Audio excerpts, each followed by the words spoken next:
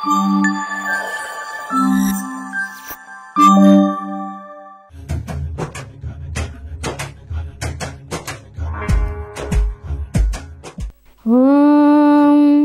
శుక్లాంబరధరం విష్ణుం శశివర్ణం చతుర్భుజం ప్రసన్నవదనం ధ్యాయే సర్వవిఘ్నోపశాంతయే. ఓం శ్రీమాత్రే నమః. ఓం గణపతే నమః. అందరికీ కూడా నూతన సంవత్సర ఆంగ్ల సంవత్సర నామ శుభాకాంక్షలు. నూతన సంవత్సరంలో ఈ 2025 జనవరి నుంచి డిసెంబర్ వరకు ద్వాదశ రాశుల వారికి ఏ విధంగా ఉండబోతోంది, ఆ యొక్క శుభ ఫలితాలు ఏమిటి, శుభయోగాలు ఏమిటి అనే విషయాన్ని ఇప్పుడు మనం ప్రస్తావించుకుందాం. ఓం శ్రీమాత్రే నమః. ఆస్ట్రో భాగ్యలక్ష్మి అనే ఈ ఛానల్ని సబ్స్క్రైబ్ చేశారా? చేయకపోతే వెంటనే చేయండి. జాతకాల గురించి, పొంతనల గురించి మీరు నాకు కాల్ చేయొచ్చు క్రింది నెంబర్లో. అదేవిధంగా శ్రీ సౌభాగ్య మ్యారేజ్ బ్యూరో 17వ సంవత్సరంలో అడుగుపెట్టి అప్పుడే 6 నెలలు గడిచిపోయి 18వ సంవత్సరంలో అడుగుపెట్టి పెట్టబోతున్నాము. అందువలన మీ పిల్లలకు కానీ, బంధువులకు కానీ, మిత్రులకు కానీ పెళ్లి సంబంధాల కోసం అన్ని వర్ణాల వాళ్ళు హిందువులైతే చాలు మమ్మల్ని సంప్రదించవచ్చు. కుంభ వివాహాలు, కదలి వివాహాల కోసం కూడా సంప్రదించవచ్చు. ఓం శ్రీమాత్రే నమః. మిథున రాశి వారికి స్వాగతం, సుస్వాగతం.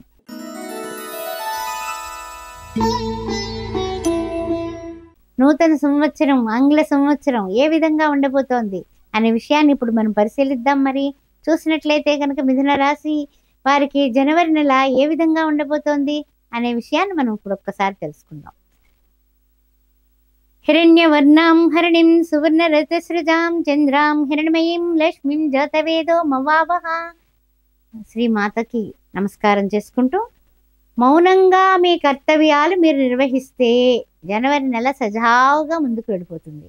అంతేగాని అన్ని విషయాలను మనం దూరితే ఇందులో నిష్ఠూరాలు తప్పవు. తర్వాత ఆదాయం ఎంత వస్తుంది, మన ఖర్చులు ఎలా ఉన్నాయనేది బేరీ చేసుకొని ఒక ప్లానింగ్ మాస్టర్ కింద మీరు మారినట్లయితే మీరు ఆర్థిక ఇబ్బందుల్లోకి వెళ్లకుండా ఉండడం జరుగుతుంది. ఆ విషయంలో జాగ్రత్తగా ఉండండి. బంధుమిత్రుల యొక్క సహకారాలు అన్నీ కూడా బాగుంటాయి. కానీ ఉద్వేగాలు అంటే ఏమిటంటే కనుక టెన్షన్స్ తీసుకోకండి. టెన్షన్స్ అనేది మనకి వద్దు అనేది, కూల్గా ఉండడం అనేది అలవర్చుకోండి. రోజు ధ్యానం చేయడం కూడా చాలా మంచిది. అదేవిధంగా ఫిబ్రవరి నెలకొస్తులోకి పెద్ద మనిషి పాత్రలు మనకి ఇస్తారు. వాళ్ళ వాళ్ళకి ఏదో గొడవ వచ్చింది, వాళ్ళు కలిసి మన దగ్గరికి వచ్చి మనల్ని పెద్ద మనిషి చేస్తే మీరు నేను గొప్పవాడిని అనే భావనలోకి మీరు వెళ్ళారా, మీ నిర్ణయాలు తీసుకున్నారా, ఆ తర్వాత వాళ్ళ మధ్యలో మీరు ఇరుకుని పడతారు. ఫిబ్రవరి నెలలో ఈ విషయాలు జరిగేటటువంటి అంటే ఏదైనా పెళ్లి సంబంధాల విషయంలో ఉండొచ్చు, ఇచ్చిపుచ్చుకునే కార్యక్రమాల్లో ఉండొచ్చు, లేకపోతే కనుక ఏదైనా వివాదాలు పరస్పర వాగ్వివాదాల్లో కావచ్చు. మీరు మధ్యలోకి వెళ్ళకండి. మీ పట్టుదలే మీకు శ్రీరామరక్ష. ముందుకు వెళ్ళండి.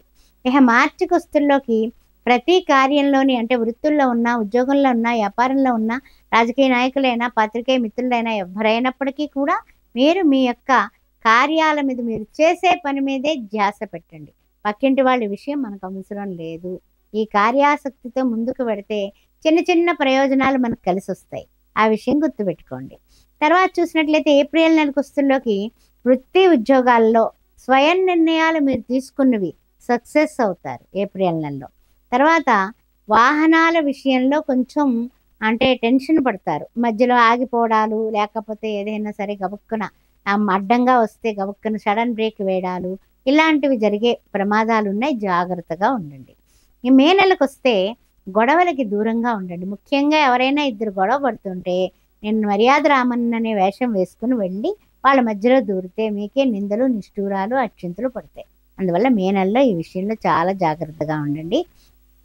వివాహాది శుభకార్యాలు తలపెట్టాము, కానీ ఎవ్వరో ఏదో ఒక చిన్న మాట వేసి మనల్ని మధ్యలో ఆపితే వెళ్ళి వాడితో గొడవ దిగకుండా మౌనంగా ఉండండి. అదే సంబంధం మళ్ళీ మన కాళ్ళ దగ్గరికి వస్తుంది, లేకపోతే ఇంతకంటే మంచిది మనకు వస్తుంది అనే పట్టుదలతో ఉండండి. తప్పనిసరిగా మీ యొక్క కార్యక్రమం అంతా కూడా నెరవేరుతుంది. శుభకార్యాలు నిర్వహించగలుగుతారు. ఏం పర్వాలేదు. తర్వాత చూసినట్లయితే కనుక మీకు ఓర్పు అనేది మాత్రమే అవసరం. తదుపరి జూన్ మాసానికి వస్తుల్లోకి కుటుంబంలో ఆప్యాయతలు, అనురాగాలు ఎక్సలెంట్గా ఉంటాయి. పెద్దలు, అధికారులతో కూడా సంయమనం అనేది చాలా అవసరం.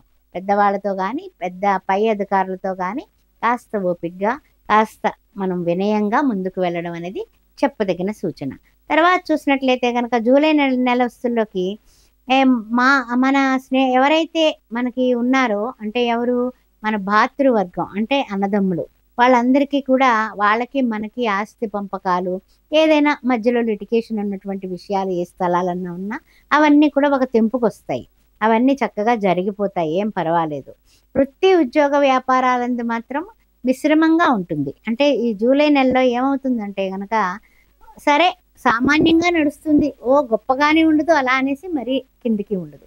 ఇక ఆగస్టు నెల కుస్తుల్లోకి కుటుంబంలో అంతా కూడా ఒకటే మాట ఒకటే బాట ఒకటే తీరు అన్నట్టుగా ఉంటాము, అందరం ఒకే మాటలో ఉంటాము. అదేవిధంగా నూతన వ్యాపారంలో పెట్టాలి అనగానే కుటుంబ సభ్యులందరూ కూడా వారి యొక్క సహాయం వారి యొక్క చక్కని కోఆపరేషన్ మనకి ఇవ్వడం అనేది చాలా చాలా బాగుంటుంది. అందువల్ల బ్రహ్మాండంగా ఉంటుంది ఆగస్టు నెలలోని. అదేవిధంగా సెప్టెంబర్ నెలలో వస్తుల్లోకి విద్యార్థులు పోటీ పరీక్షల్లో విజయం కలుగుతుంది, ఎక్సలెంట్ అనేసి వీళ్ళందరికీ కూడా బ్రహ్మాండమైన మార్కులతో ఎక్సలెంట్, వీళ్ళకి ఎక్కడ సీటుకు వెళ్ళినా కూడా సక్సెస్సేనండి, తిరుగులేదనమాట. అందువల్ల ఆర్థిక సమర్థతకు కూడా ముందు చూపు చాలా కావాలి. అంటే ఆర్థికంగా కూడా మనము అంటే ఏమిటంటే ఎక్కడైనా సీట్ వచ్చింది మరి ఫీజులు కట్టుకోవాలి, ఆ తర్వాత ఎంత మెరిట్లో వచ్చినా కొన్ని ఫార్మాలిటీస్ తప్పవు కదా. అందువల్ల కొంచెం ఆ విషయంలో ముందు నుంచే కూడా కాస్త ఖర్చులను తగ్గించుకొని కొంచెం పొదుపు చేయండి. మరి తర్వాత చూసినట్లయితే కనుక అక్టోబర్ నెలలో మనకి సంతానంలో ఒకరికి ఉద్యోగం వచ్చేటటువంటి అవకాశం కనపడుతోంది. అదేవిధంగా సారీ అండి, అక్టోబర్కి వెళ్ళాను, సెప్టెంబర్ చెప్పలేదు, ఎడిటర్ గారు చూసుకోండి. సెప్టెంబర్ మాసానికి వస్తుల్లోకి విద్యార్థులు చెప్పేసినట్టున్నాను, ఓకే మళ్ళీ అక్టోబర్కే వస్తాను, సెప్టెంబర్ చెప్పేసినట్టున్నాను, చిన్న కన్ఫ్యూజు. సెప్టెంబర్ మళ్ళీ చెప్పి మళ్ళీ కంటిన్యూ చేస్తాను. సెప్టెంబర్ నెలకు వస్తుల్లోకి విద్యార్థులు పోటీ పరీక్షల్లో విజయం కలుగుతుంది, మంచి కళాశాలలో సీట్లకి ఆర్థికంగా మీరు నిలదొక్కుకోవాలంటే కాస్తంత పొదుపు అవసరం. ముందు నుంచి ప్లాన్ చేసుకొని ఈ యొక్క ఖర్చుల్ని అధిగమించండి. తర్వాత అక్టోబర్ నెలకు వస్తుల్లోకి మీ సంతానంలో ఒకరికి బ్రహ్మాండమైన ఉద్యోగం వస్తుంది, ఇంక మీ ఆనందమే ఆనందం అక్టోబర్ నెలంతా కూడా. ఇక నవంబర్ నెలకు వస్తుల్లోకి వివాహాలు కుదురుతాయి, సక్సెస్ఫుల్గా కార్తీక మాసంలో పెళ్ళిళ్ళు చేయగలుగుతారు. వృత్తి ఉద్యోగాలందు కూడా ఎదుగుదల అంటే పదోన్నతి, అదేవిధంగా వ్యాపారంలో కూడా అభివృద్ధి, ఆర్థిక విజయాలు నవంబర్ నెలలో ఎక్సలెంట్గా ఉన్నాయి.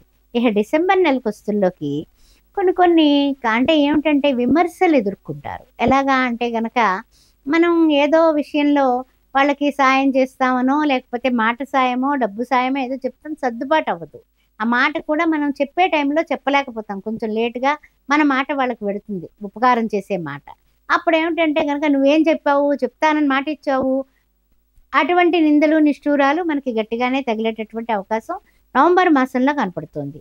శుభకార్య నిర్వహణల కోసం శుభకార్యాలు మనకు కుదిరిపోయాయి కదా నవంబర్ నెలలోని. అందుకని ఏంటంటే కనుక దీనికి సంబంధించి అక్టోబర్ నెలలో కుదిరిన పెళ్ళిళ్ళు చేయాలంటే నవంబర్ నెలలో గట్టిగా పట్టుకోవాలి డబ్బు.